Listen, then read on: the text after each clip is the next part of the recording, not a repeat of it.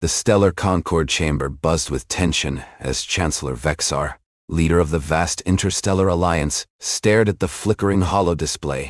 The message had come from the void, a signal so powerful it had overridden the Concord's most advanced encryption protocols. It was ancient.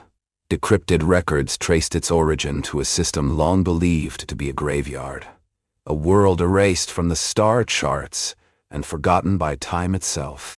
The planet once known as Terra, a name that now carried only the weight of myth, had sent a transmission that should not have existed. The Council's top analysts had confirmed it.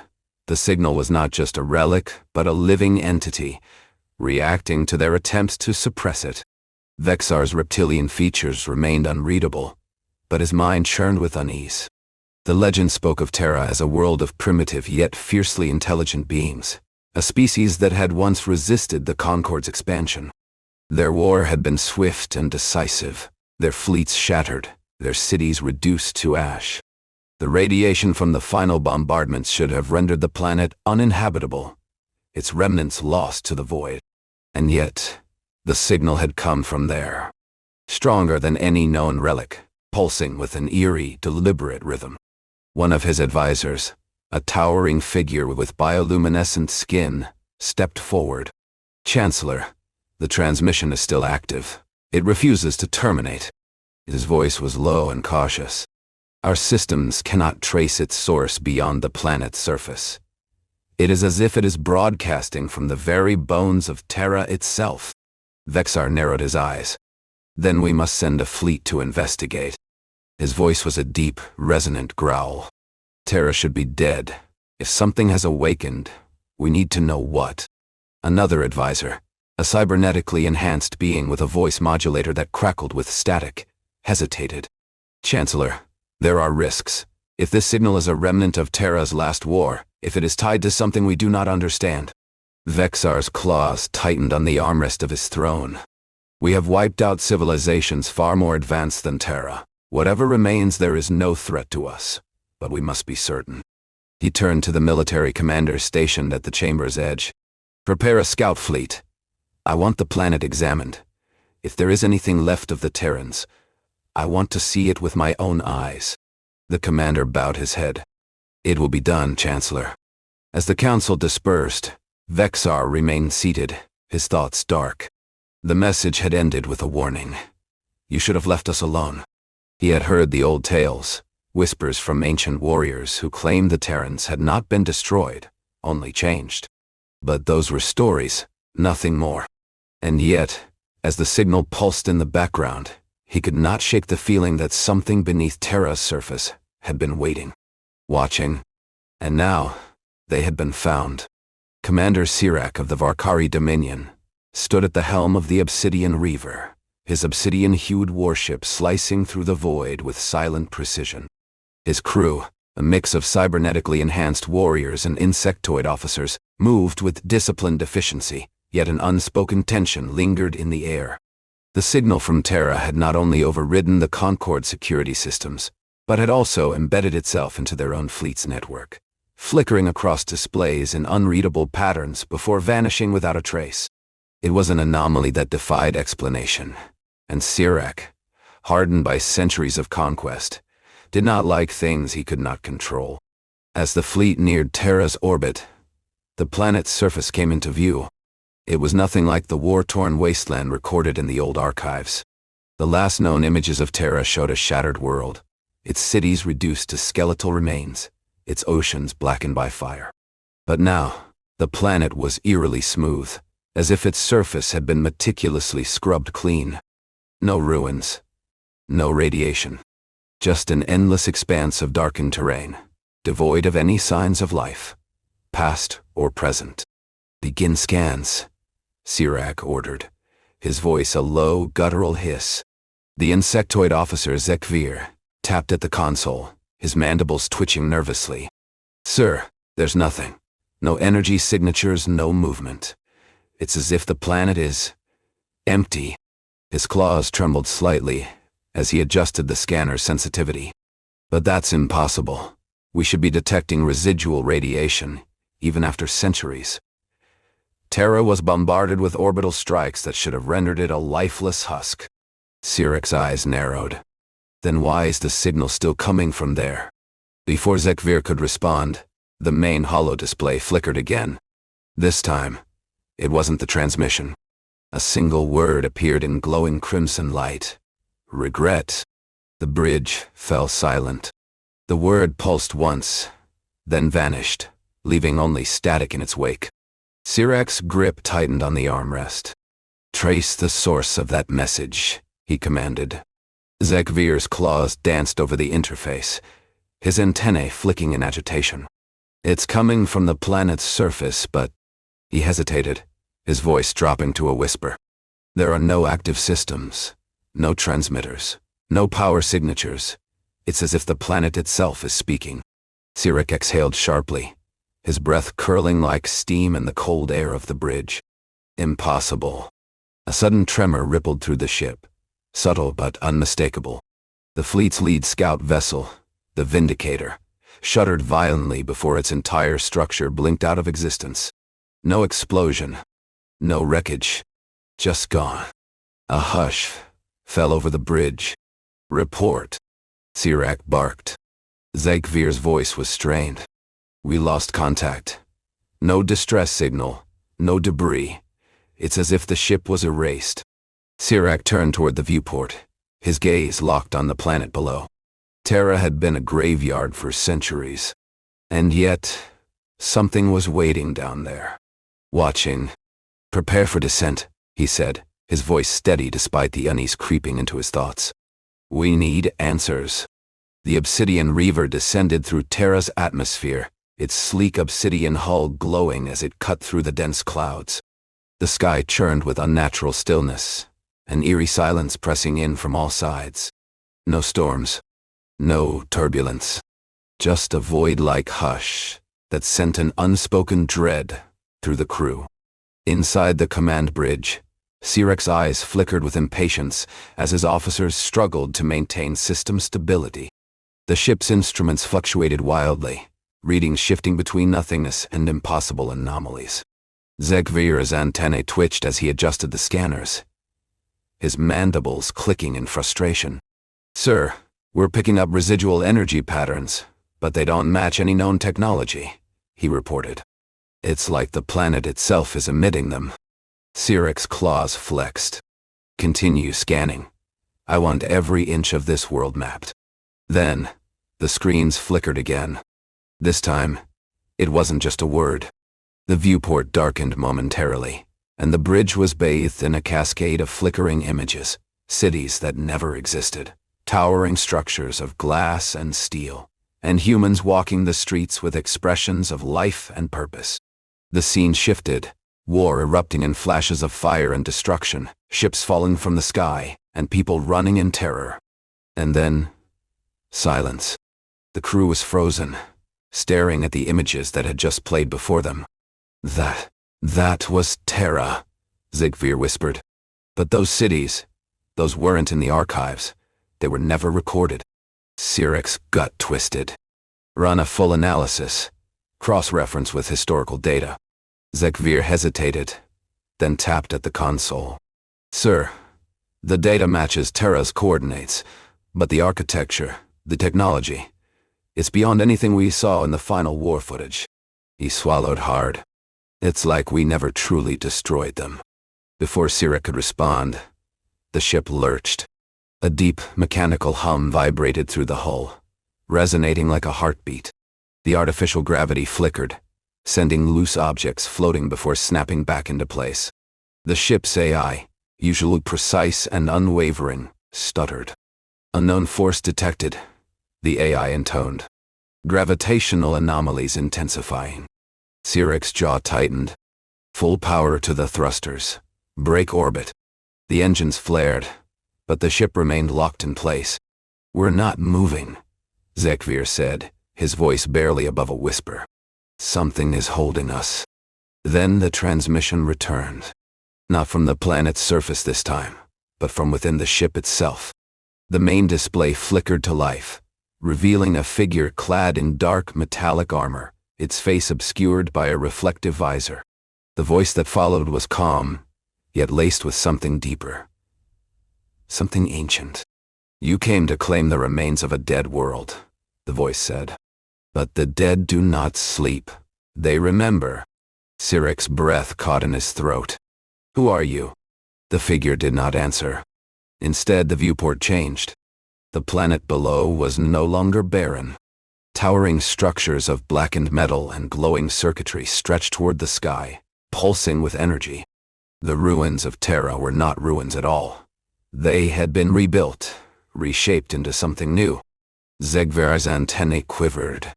"Sir, these readings. They match pre-war human technology, but it's evolved. It's not just machines. It's something else." Syrak's mind raced. The Terrans had been wiped out. Everyone knew that. Their fleets had been shattered, their cities reduced to ash. And yet, here they were, their presence undeniable. Not as flesh and blood, not as ghosts, but as something more. The voice returned, colder now. "You assumed conquest. You assumed victory. But you never understood what it meant to erase a species that refuses to die." A sudden tremor rippled through the ship, and the bridge lights flickered. Shadows moved in the dim glow, figures that should not have existed. Humanoid shapes, flickering like echoes, their forms shifting between organic and mechanical. They stood among the crew, silent, unmoving, but watching. Syrak's claws flexed. "We are not alone." The transmission cut off, leaving only the mechanical heartbeat echoing through the ship.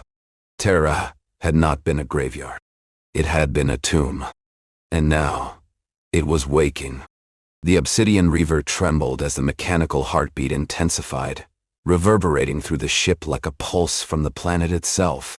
Commander Syrak's grip tightened on the armrests of his command chair, his scaled fingers digging into the metal as the artificial gravity flickered again, sending loose panels and tools drifting into the air before snapping back into place. The viewport displayed the impossible. A world that should have been dead now pulsing with energy, its surface shifting as if something vast and ancient was stirring beneath. Then the ship's AI crackled to life, its voice distorted and fragmented. "Warning. Unknown force detected. Systems compromised." Before Syrak could bark an order, the main display flared with static before stabilizing. The figure in dark metallic armor reappeared, but this time, its visor reflected not the crew's stunned expressions, but the entire bridge itself, every control panel, every officer, every blinking light. It was as if the entity had already mapped their ship in perfect detail.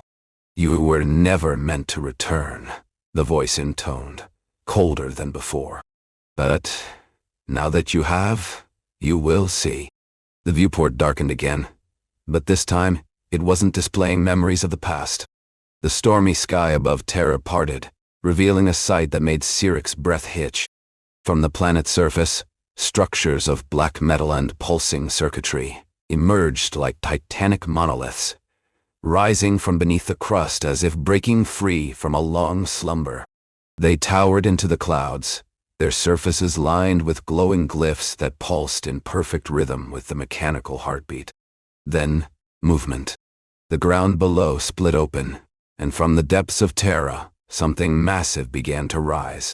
It was not a ship, not a fortress, rather, a colossal construct, its form a seamless blend of ancient design and impossible technology. The vessel, if it could be called that, was unlike anything recorded in the Concord's archives. It was sleek yet jagged, its surface shifting like liquid metal, absorbing the dim light of the planet's atmosphere. Zegver's antennae twitched violently as he scanned the readings. "Sir, this structure, it's not just a ship, it's a command nexus, and it's powering up." Syrak's mind raced. "A dreadnought," he muttered, recalling the myths of Terra's final weapons. "They built something like this before the war ended, but we thought it was destroyed." The insectoid officer's claws danced over the console, his voice laced with panic. "That's not all. There are more, dozens more." As if on cue, The planet's surface cracked open in multiple locations, each rupture revealing the same impossible sight. Massive warships, buried for centuries, were awakening. Their dark hulls shimmered as they emerged, engines humming with a sound that was neither mechanical nor organic, but something in between. These were not remnants of a forgotten war. They were alive. Syrak's breath came shallow. Send a distress call to the fleet. Full retreat. Zekvir hesitated, his mandibles clicking nervously. Sir, we can't. The signal is jammed. Something is blocking our transmissions. The commander's jaw tightened. Then prepare to break orbit. Full power to the engines. The obsidian reaver shuddered as its thrusters flared, but the gravitational pull intensified. The unseen force that had locked onto them was not trying to drag them down. It was holding them in place, waiting. Outside, the dreadnought loomed larger, its surface lined with weapons that had not fired in centuries. Then, a single pulse of energy rippled from its core, spreading outward in a silent, invisible wave. Across the planet, more warships powered up in unison, their weapons systems aligning with precision beyond any known fleet coordination. Syrak's voice was a low growl. They're targeting us. The Dreadnoughts' cannons ignited, unleashing a beam of pure energy that tore through the void. The obsidian reaver's shields flared, absorbing the initial blast, but the sheer force sent the ship reeling. The Dreadnought was not alone. More vessels rose from Terra's surface, their dark forms cutting through the atmosphere like specters from the past. The transmission returned, this time with a new message. You thought you had won. You thought you had erased us. But we were never gone. We were only waiting. Syrak's claws dug into the console. This isn't possible, he hissed. They were wiped out. Zekvir's voice was barely above a whisper. What if they weren't? The Dreadnought's voice spoke again, but this time, it was not just on the display. It echoed through the ship's internal speakers, resonating through every corridor, every chamber. You were warned. Then the warships moved. The Obsidian Reaver's sensors barely had time to register the first strike before the fleet was engulfed in fire. The Dreadnought's first salvo was not an indiscriminate barrage, but a calculated strike, a single beam of energy, pulsing with an eerie blue glow that lanced through the void and struck the Obsidian Reaver's command array. The ship's internal systems flickered violently before stabilizing, but the damage was immediate.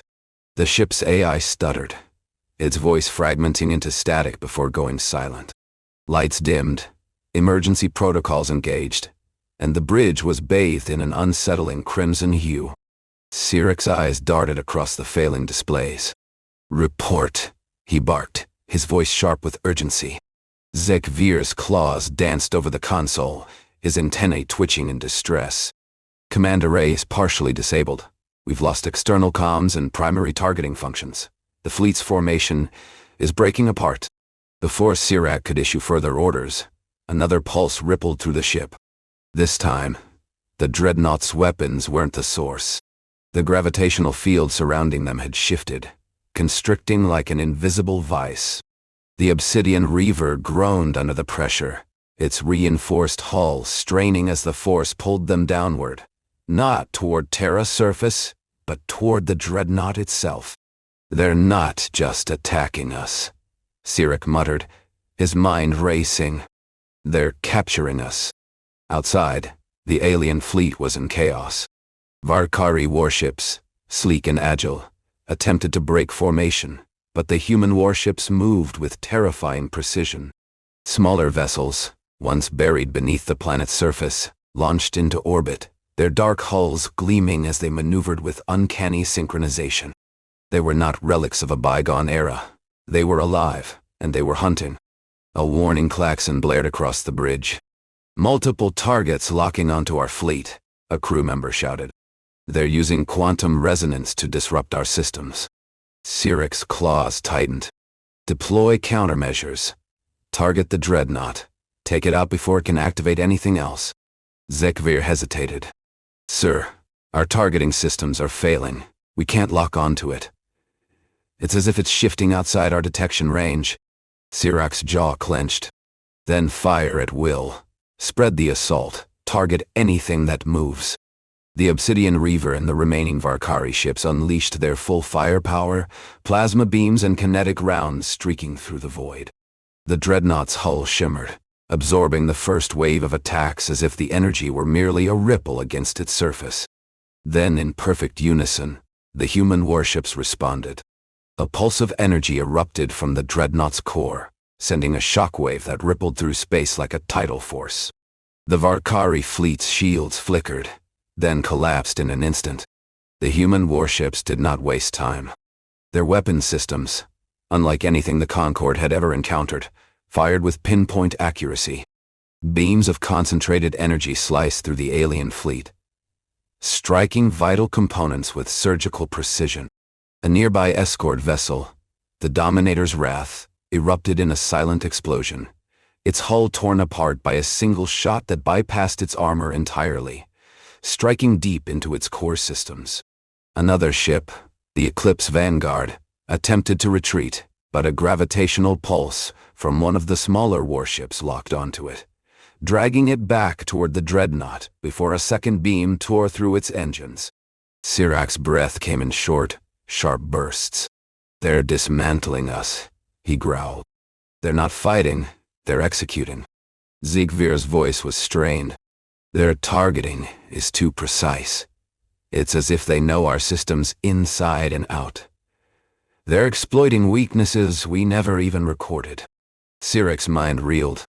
The humans had been studied extensively after their war, their technology reverse-engineered, and their tactics dissected.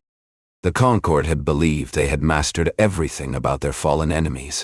But this was something beyond anything they had prepared for. Then, the Dreadnought's voice returned, its tone colder, more deliberate. "You believed you had studied us. You believed you had mastered our weaknesses. But we have evolved." The transmission cut off, and the Dreadnought surged forward.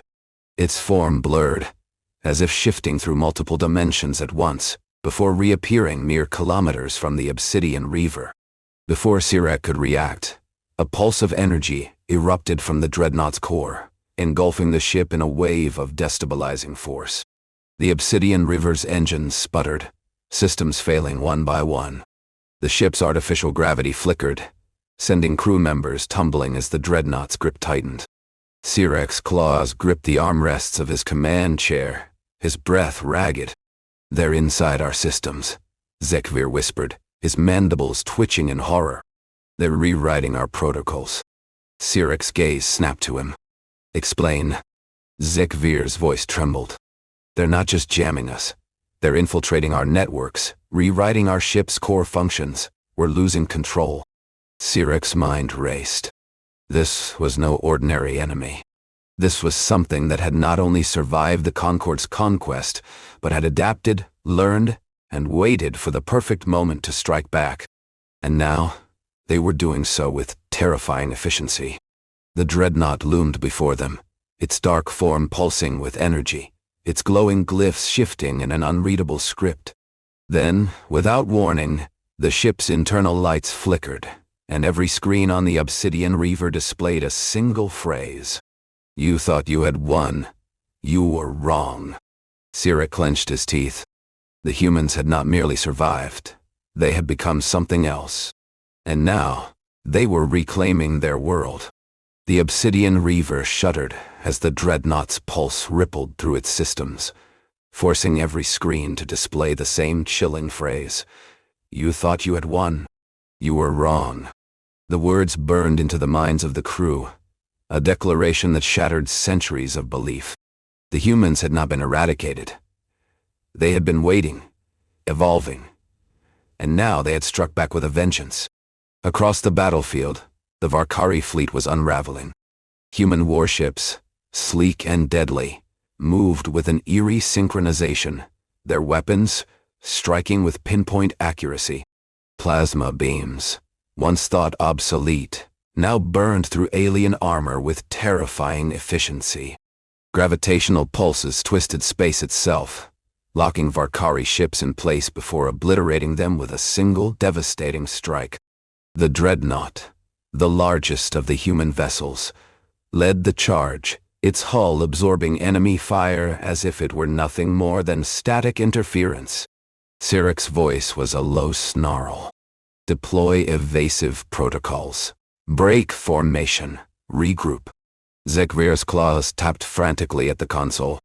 We were losing too many ships. The Eclipse Vanguard is crippled. The Dominator's Wrath is gone. The Obsidian Reaver is still intact, but our systems are failing. They're rewriting our code in real time. Syrak's jaw tightened. Override the controls. Cut the ship from external influence. Zekvir hesitated. Sir, that's not possible. The infiltration is too deep.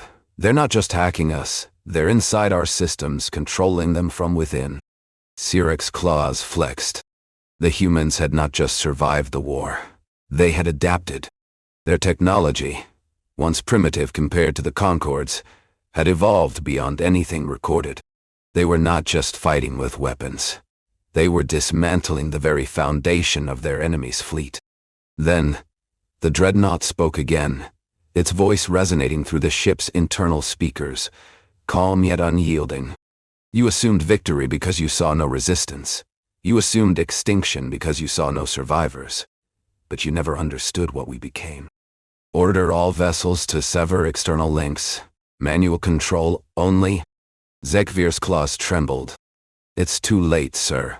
They've already rewritten our command protocols. Our weapons are no longer responding to us. Syrak's scales bristled. Then we abandon ship. Launch emergency escape pods. Before Zekvir could comply, the Dreadnought's voice returned. This time with a whisper that sent a chill through every corridor of the Obsidian Reaver. You will not run. The ship's AI flickered to life, its voice distorted beyond recognition.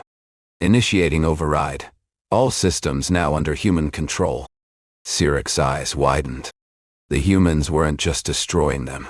They were taking the Obsidian Reaver for themselves. Then the final blow came. A pulse of energy, unlike anything the Varkari had ever encountered, rippled through the fleet. It was not a weapon in the traditional sense. It was a command, a signal that forced every remaining ship to shut down. Engines died. Shields collapsed. Weapons went dark. The Dreadnought's voice echoed again. You were warned. You did not listen. Syrak's breath came in short, sharp bursts. The war was over. The Concord had been defeated. And the humans, once believed extinct, had returned, not as flesh, not as ghosts, but as something far more dangerous. The warships of Terra surged forward, their weapons primed. The remaining Varkari vessels, powerless and defenseless, were obliterated in an instant. The Concord's fleet, once the pinnacle of military might, was reduced to drifting wreckage in the void. The Obsidian Reaver was the last to fall. The Dreadnought loomed before it, its form shifting, its presence overwhelming. Then, with a final pulse, the ship's systems failed entirely. The lights went out. The air grew cold. Syrak's final thought was not of war nor of conquest, but of regret. He had come to claim the remains of a dead world. But the dead do not sleep. And now, the humans had reclaimed everything. The Obsidian Reaver drifted in the void, its systems dark, its crew silent. The Dreadnought's pulse had not just disabled the ship. It had rewritten it, erasing the Varkari's control and replacing it with something else. The human warships, once buried beneath Terra's surface, now patrolled the system, their dark hulls gleaming with unreadable glyphs. The Concord's fleet was no more. The survivors, if any remained, were lost in the wreckage, their fate sealed by the very species they had believed extinct. Inside the Concord's last surviving vessel, the Dreadnought's voice returned, echoing through the corridors like a whisper carried by the wind. You came to claim the ashes of our past, but we were never ashes. We were only waiting. Syrak's breath was ragged as he struggled to rise, his body aching from the force of the pulse that had incapacitated the crew. He could feel the ship's systems shifting beneath him, adapting to something beyond his understanding. The Dreadnoughts' presence was no longer just a transmission. It was inside their very walls, rewriting, reshaping, reclaiming. Zegvir stirred beside him, his mandibles twitching as he fought against the lingering effects of the pulse. "Sir, what happened?" Syrak's claws flexed, his reptilian eyes scanning the dimly lit bridge. "They were never gone," he muttered. "They became something else. Something beyond flesh." The Dreadnought's voice returned, this time closer, as if standing beside them. "We were not destroyed. We were reborn." A shimmering figure emerged from the ship's darkened corridor, its form flickering between organic and mechanical. It was humanoid, yet its body pulsed with an eerie, rhythmic glow, as if it were both machine and memory. Its face, obscured by a reflective visor, turned towards Syrak. "You assumed conquest," the figure intoned. "You assumed victory. But we were never just flesh. We were never just warships. We were the will of a species that refused to die." Syrak's breath came shallow. "What are you?" The figure tilted its head. "We are what remains. We are the architects of your reckoning." Outside, Terra's surface pulsed with energy, its once barren landscape now alive with movement. The Dreadnoughts, the command nexus, the warships, all remnants of a civilization that had endured beyond extinction. The humans had not vanished. They had evolved, their consciousness merging with their technology, their war machines becoming the vessels of their vengeance. The figure stepped forward, its voice carrying the weight of centuries. "You thought you had won because you saw no resistance. You thought we were gone because you saw no survivors, but you never understood what it means to fight a species that does not die." Syrak's mind reeled. The Concord had studied the humans extensively, dissected their tactics, and reverse-engineered their weapons. And yet, they had never seen this. Never prepared for this. The Dreadnought's voice returned, cold and unwavering.